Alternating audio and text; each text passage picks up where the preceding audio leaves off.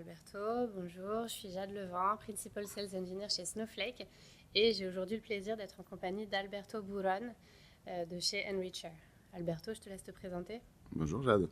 Oui, Alberto de Enricher, je suis le fondateur, enfin cofondateur d'Enricher. Et avant ça, j'ai fait 23 ans de consulting. D'accord. Euh, Tu ne le fais pas du tout, hein. et donc, enfin, à partir de là, j'ai créé une équipe data. Et à un moment donné, je me suis dit que j'allais me lancer pour faire de la data à plein temps, voire plus qu'à plein temps, plutôt à 200%. Et donc, j'ai créé Enricher avec Étienne il y a 2 ans, maintenant, D'accord. 2 ans et 3 mois. Ok, super. Et du coup, Enricher, est-ce que tu peux nous expliquer quel est le problème que vous aidez vos clients à résoudre? Le problème, c'est que nos clients, c'est premièrement des e-commerçants, tout type d'entreprise qui fait du e-commerce.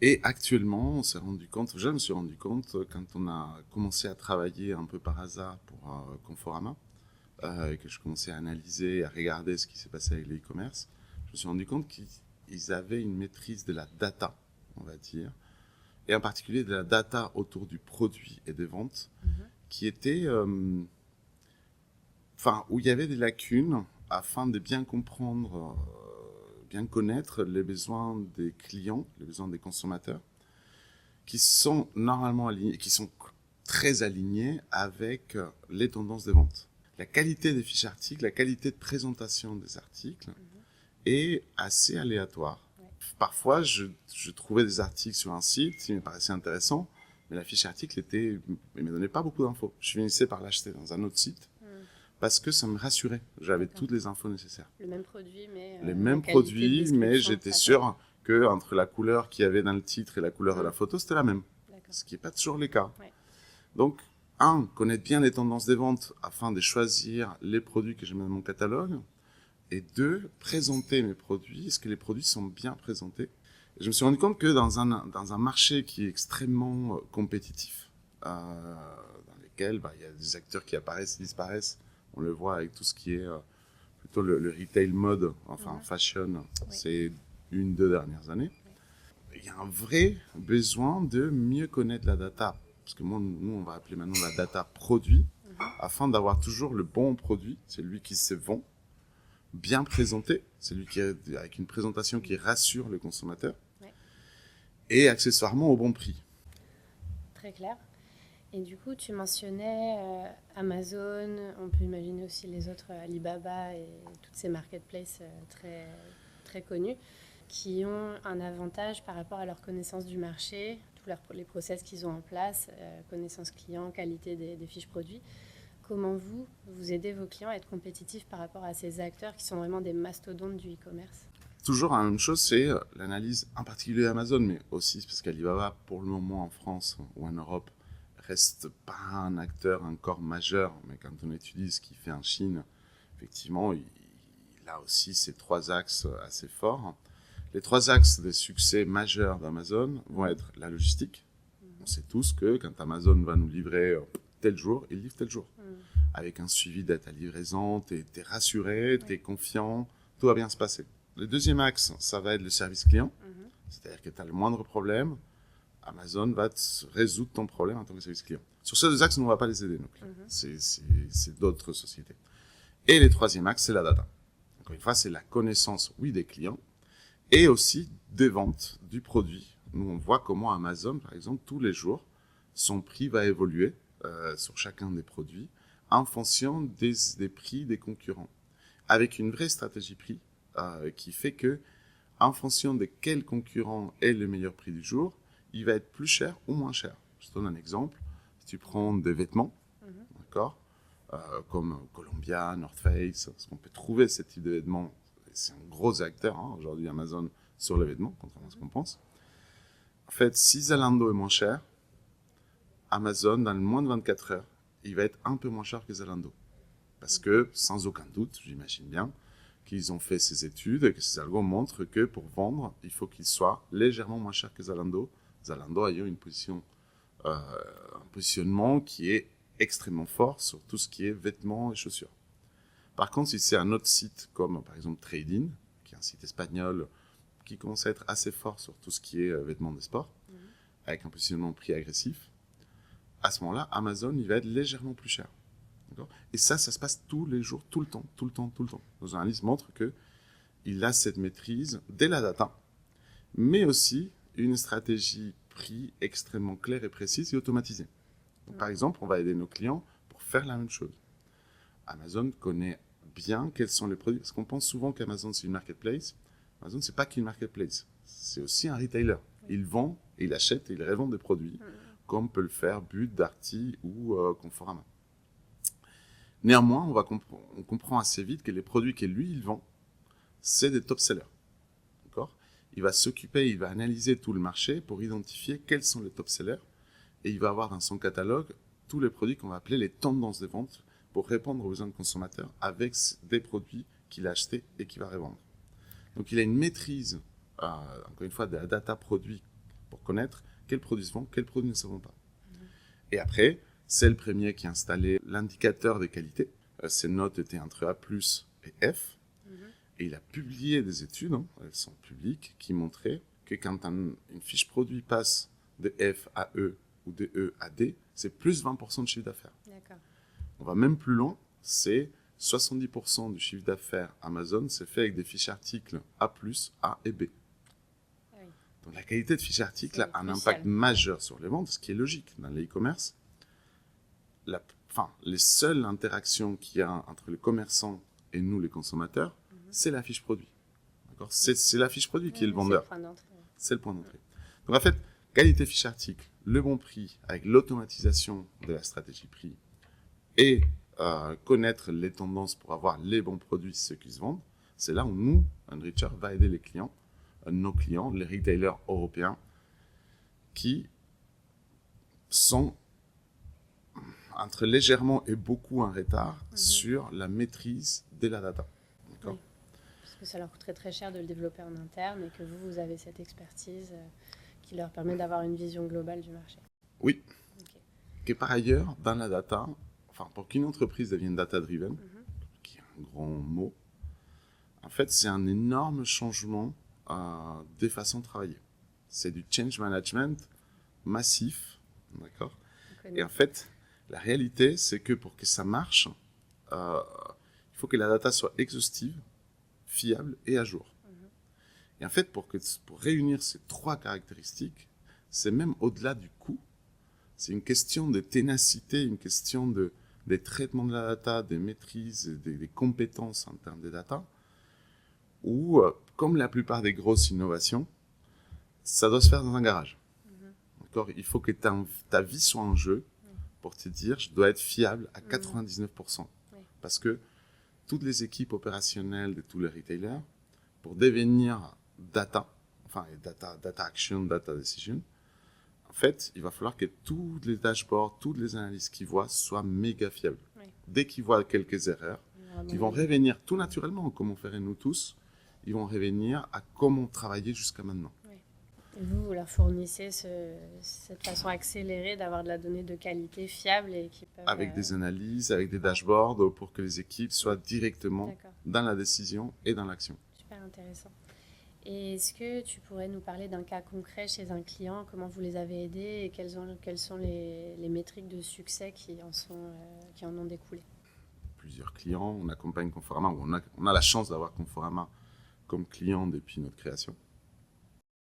Et pourtant, je lui ai parlé d'un de ses concurrents, qui est aussi client, qui s'appelle Vente Unique, qu'on a commencé à travailler avec eux quand ils ont créé leur marketplace. D'accord. Qui est un énorme succès. Les données sont publiques, sont dans LinkedIn. Tous les trimestres, ils publient leurs chiffres. Ils sont en croissance. La marketplace, c'est un énorme succès. Ils ont passé de 0 à plus d'1 million d'articles en moins d'un an. Et on les a accompagnés sur la catégorisation de ces articles, sur ce qu'on va appeler que les articles soient bien présentés. D'accord ? Déjà qu'ils soient au bon endroit, donc catégorisation, qu'ils aient un maximum d'attributs remplis, donc la qualité de la fiche article, tout commence par les attributs. On les a aidés sur le sourcing des marchands, puisque nous aujourd'hui, on explore et on indexe à peu près tous les sites e-commerce en France. On a une base des plus de 35 000 marchands avec tous les produits qu'on a vus depuis 2 ans. Donc, en fait, quand notre client il veut chercher des marchands sur des ventilateurs, il va sur Enricher, il clique sur catégorie ventilateur et il va trouver tous les marchands sur tous les sites qui vendent des ventilateurs. Ok. Puis la saisonnalité prix que j'imagine on voit apparaître en été. Il y a même une saisonnalité en termes de nombre de produits publiés sur les différents sites. D'accord. Salon de jardin, on passe sur en hiver, il va y avoir 1000, 2000 articles. Et en été, vous allez trouver jusqu'à 25 000 articles sur un site comme Conforama. Okay. Ce qui est normal, c'est pour que donner, mettre tout dedans pour que le consommateur ou le client final trouve le produit. D'accord. Tout le monde parle d'indicateurs. Moi, je parle, mes clients, globalement, vont bien. On travaille pour un acteur dans le luminaire qui s'appelle Nedgis. Il est en pleine croissance. Ils ont automatisé toute leur politique des prix avec les données Enricher comme input.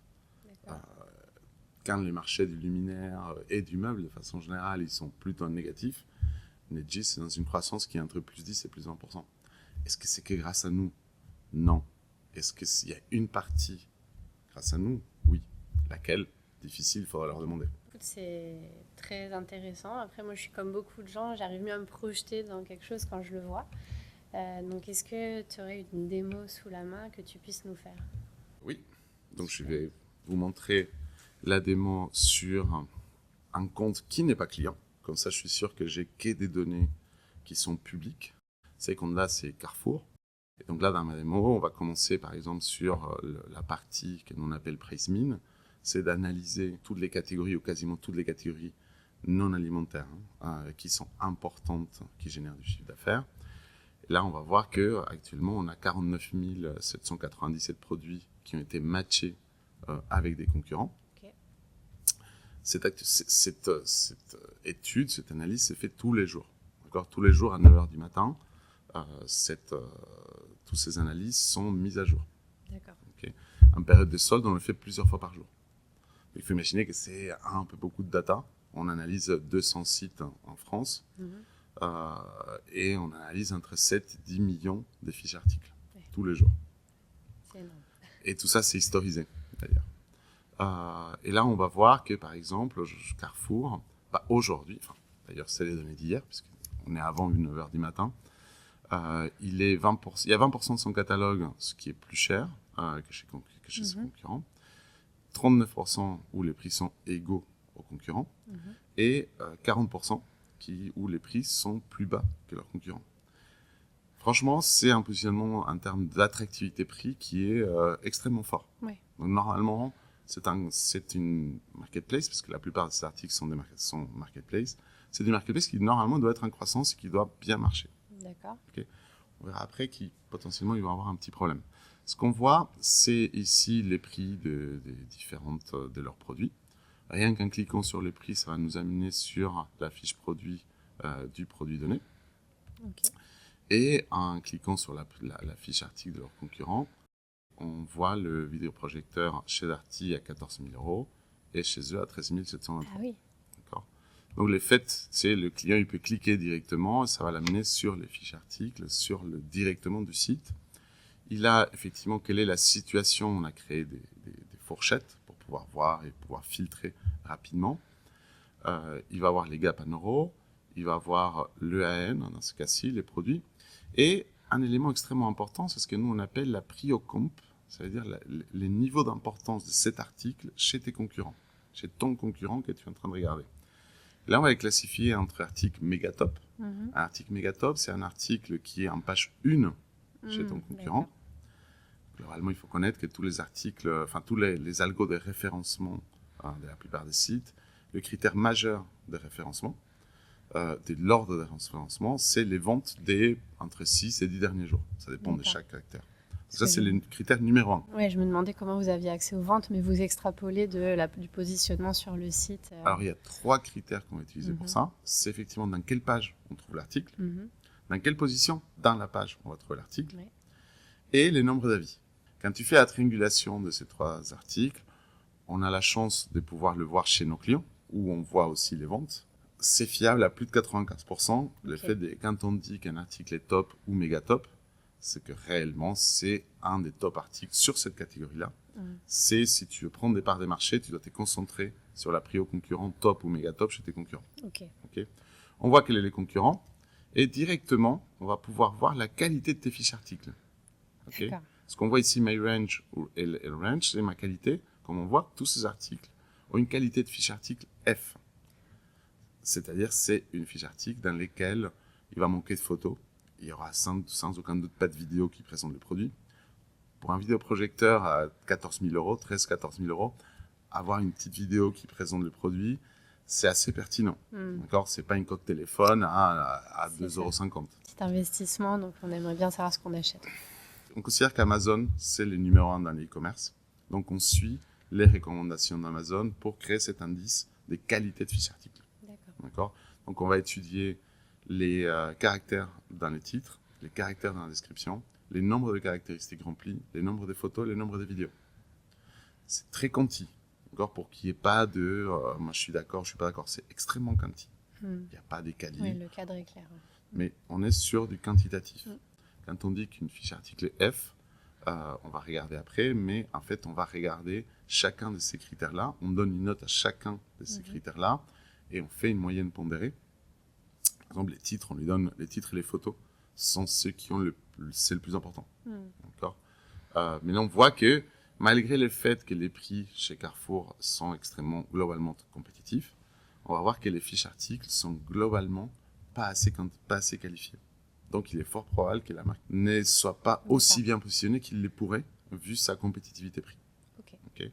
Donc, c'est ce qu'on va voir. Et on voit aussi même dans quelle page il est chez moi et dans quelle page il est chez mes concurrents. Donc, tu vois, c'est pour ça que les deux premières lignes, c'est des articles top, parce que la page où on a trouvé cet article hier, c'est le numéro 2. Et à la fin, on va pouvoir même regarder les nombres de reviews, d'avis, chez moi, chez les concurrents, et la position. Bien évidemment, j'ai tout un tas de filtres pour que les équipes opérationnelles puissent arriver rapidement aussi, puissent filtrer, parce que je travaille sur un seller, sur un marchand, je travaille sur une catégorie, je vais chercher même un article lui-même, et tout ça dans Richard, tu vas pouvoir le faire. Aussi, si tu veux voir pour le top management, ils vont avoir une vue qui est beaucoup plus KPI, on va dire, pouvoir eux suivre tous les jours. Quelle est ma position par rapport à chacun de mes concurrents? Quelle est la position comment sur la partie prix de mes marchands? D'accord, on voit par exemple que Stock Électronique, il joue, je suis sa marketplace de référence, puisque 95% des articles qu'ils vendent chez moi, ils sont moins chers chez moi que chez les autres. C'est-à-dire que c'est un marchand qui est extrêmement intéressé de travailler avec moi. D'accord. Donc ça permet aux équipes marketplace, par exemple, de savoir que Stock Électronique, c'est top. Par contre, un Meublorama, 98% des articles sont plus chers chez moi que chez mes concurrents. Il va falloir que je travaille ces marchands-là, parce que l'offre de ma marketplace dépend de mes marchands. D'accord. Et après, on va faire aussi une analyse par rapport aux marques. Donc, on voit que, par exemple, Vever, c'est aujourd'hui 95% des articles Vever, barbecue, c'est la saison de barbecue, sont plus chers chez moi que chez mes concurrents. D'accord. Donc, sur la marque Vever, si je veux vendre de barbecue, Vever, il va falloir que je travaille le prix afin d'être compétitif et attractif vis-à-vis de mes concurrents et vis-à-vis du consommateur final. Donc ça, c'est sur toute la partie prix. Si on regarde la qualité des fiches articles, en fait, on va rentrer sur un dashboard qui est article par article, ce que je disais tout à l'heure. On va avoir la note finale, on va avoir la note par titre, par description, par nombre d'images, par nombre de vidéos, par caractéristiques que nous on considère optionnelles, c'est-à-dire moins importantes, et par caractéristiques que nous on considère obligatoires. D'accord. Et c'est comme ça qu'on va avoir la note. Là, ça tombe bien, tout est trié par les notes, les meilleures notes. Néanmoins, on voit que sur 150 000 articles, l'échantillon est assez large, 145 000 articles analysés, on a 88% des articles, des fiches articles qui sont des qualités F. C'est-à-dire c'est la note la plus basse qu'on peut avoir.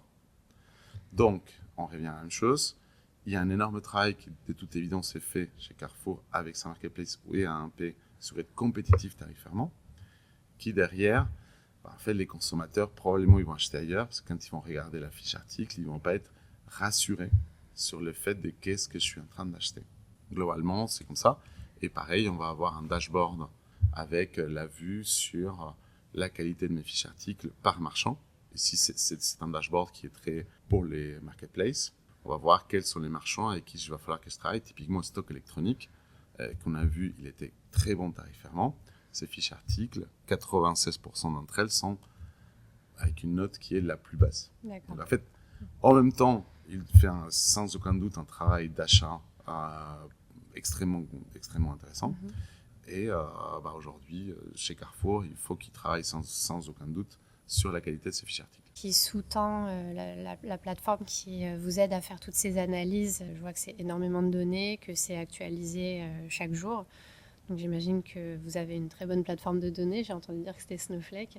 Est-ce que tu peux nous dire pourquoi vous avez fait ce choix et qu'est-ce que ça vous apporte comme confort par rapport à toutes les données que vous devez manipuler? Je vais commencer pourquoi on n'a pas choisi les autres. Okay. D'accord. Comme on n'a pas choisi du Google ou du AWS ou du Azure, malgré le fait qu'au départ, il y a énormément de choses gratuites, c'est que je sais que tout ce qui est au départ gratuit, c'est après très très cher. Que par ailleurs, sur ces très grands acteurs du cloud, de tout ce qui est data, en fait, c'est extrêmement compliqué de savoir combien on va payer. D'accord, rien que de comprendre combien ça va nous coûter les jours qu'on s'est payé, c'est... Enfin, peut-être que je suis pas assez bien câblé. J'ai travaillé chez Google, donc je peut-être que j'y me manque de la compétence, mais en tout cas, j'ai beaucoup de mal à comprendre et à faire des estimations de combien ça va me coûter. Une fois qu'on a mis toutes les briques ensemble... C'est compliqué. Enfin, en tout cas, pour moi, peut-être que je suis pas assez... il me manque un truc, mais moi, j'arrive pas à faire des prévisions sur combien ça va me coûter. Et donc ça, quand on nous a présenté Snowflake, que je connaissais pas au départ, en fait, c'était extrêmement simple. Déjà, pour commencer. Deuxièmement, c'est étonnant, mais le fait que ça soit pas gratuit au départ, et ben en fait, ça m'a rassuré. D'accord ? C'est étonnant, mais c'est comme ça. Non, mais oui, c'est vrai, je comprends.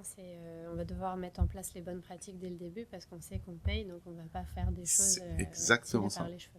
Et aujourd'hui, quand on dit à des clients ou à des investisseurs quel est notre coût de data storage, de data management, ils sont extrêmement étonnés. Parce que c'est globalement pour eux extrêmement faible. Pour moi, c'est toujours trop cher, évidemment. Et je veux garder cet état d'esprit pour toujours challenger mes équipes tech sur notre façon de travailler. Mais chez Snowflake, c'est extrêmement simple à gérer. C'est des coûts qui sont très raisonnables.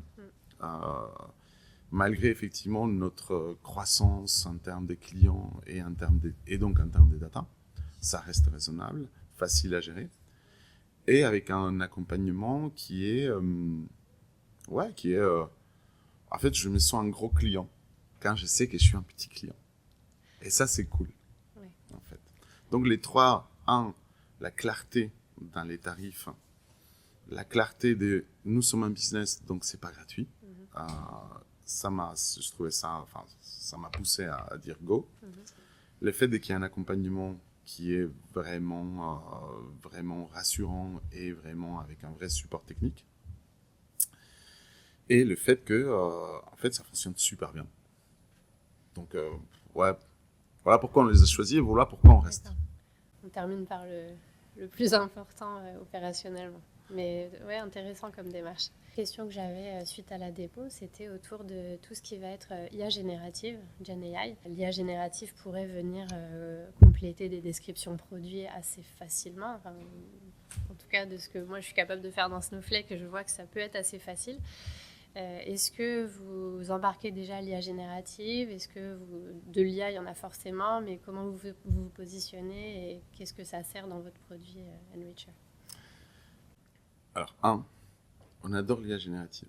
Nous, on l'adore pourquoi ? Parce que comme toutes les boîtes veulent en faire, ils se rendent compte que les data produits nécessaires à mettre en place de l'IA générative, elle n'est pas là. Une fois, on vient de le voir, 90% des fiches articles chez Carrefour sont avec une qualité très améliorable. Mhm. L'IA générative, comme tous les IA, si vous lui donnez des fichiers articles de mauvaise qualité, il ne peut pas inventer. Donc nous, ça a boosté nos ventes. Parce qu'ils se sont rendus compte qu'avoir des fichiers articles extrêmement qualitatifs, ça aide facile, à mettre des bots conversationnels qui proposent des produits. Ouais. Donc c'est génial. En fait, les use cases sont géniaux. Derrière, on l'utilise dans le cadre du dev. Nous, on est une entreprise informatique, au fond. Data, mais informatique. Donc, on l'utilise beaucoup pour, comment je pourrais coder ci ou ça, comme un sparring partner, en fait, des équipes dev. On l'a mis en place. Ça nous a pris à peu près une demi-heure pour le mettre en place pour créer des descriptions. Okay. Donc, aujourd'hui, on a un client, dont je ne dirai pas le nom, mais il a 2 grosses enseignes en France et en Europe, d'ailleurs. Et en 4 semaines, on a généré 25 000 fiches articles. Il faut s'imaginer 25 000 fiches articles avec un scoring qui est entre A+, et B. Oui. Donc l'incrément sur les ventes, il est on utilise toute la technique, toute la techno-enricher pour les attributs, d'accord, par rapport à sa taxonomie. Ouais. On plug ChatGPT avec un prompt sur les caractéristiques que nous on a enrichi, en lui donnant aussi toutes les descriptions pour cet article-là qu'on a collecté, et en lui disant, fais une description produit adaptée à la marque de ces grands distributeurs de matériel électroménager. Okay. Les titres, par exemple, nous, on n'est pas du tout fan des ChatGPT pour un titre. Parce qu'encore une fois, c'est comme tous les IA, c'est un peu une black box. Donc les titres, on met des règles, on adore une autre IA, enfin une autre intelligence, que nous on appelle l'IH. C'est l'intelligence humaine. Et on considère que les titres, catégorie par catégorie, on fait des ateliers avec les experts de ces produits-là, pour définir comment on devrait être les titres, quelles caractéristiques on va mettre dans les titres, comment on va les relier entre elles, et catégorie par catégorie, on crée des règles pour créer un titre qui sera exactement celui qu'on veut. D'accord. Donc combiner l'IA et l'IH. Et c'est ça ce qu'on pense. C'est que, et derrière d'ailleurs, les humains qui génèrent le content de ces distributeurs-là vont repasser sur certaines des fiches articles créées pour mesurer la qualité, pour regarder, avoir un aspect un peu plus quali encore sur en particulier les descriptions. Et on va améliorer, on améliore le prompt de ChatGPT avec les inputs donnés par les experts contenus du distributeur. Ce qui en plus a le bénéfice d'aider les utilisateurs métiers, catégorie manager à comprendre où on peut utiliser de l'IA générative et où est-ce qu'eux continuent d'apporter énormément de valeur. Donc, en fait, ils vont passer moins de temps sur la tâche rébarbative de remplir les cellules des attributs, écrire une description, écrire un titre, et ils vont être sur la vraie valeur ajoutée et dire, OK, j'ai une fiche article, qu'est-ce que je pourrais changer, qu'est-ce que je pourrais améliorer pour avoir plus d'impact chiffre d'affaires. Ouais, non, c'est une approche super, quoi. On améliore la compétence opérationnelle des équipes et on fournit aussi un produit qui automatise et qui accélère. Et juste pour terminer cet entretien qui était très enrichissant, j'ai pas de jeu de mots avec Enricher, est-ce que tu peux nous dire quelle est votre vision tu nous as déjà partagé beaucoup de choses, mais est-ce qu'il y a quelques fonctionnalités que vous aimeriez apporter, de la valeur en plus que vous aimeriez apporter dans les années à venir via Enricher? Roadmap produit, oui, c'est d'avoir de mettre en place de la prévision des ventes vis-à-vis de l'élasticité prix. Ah oui, d'accord.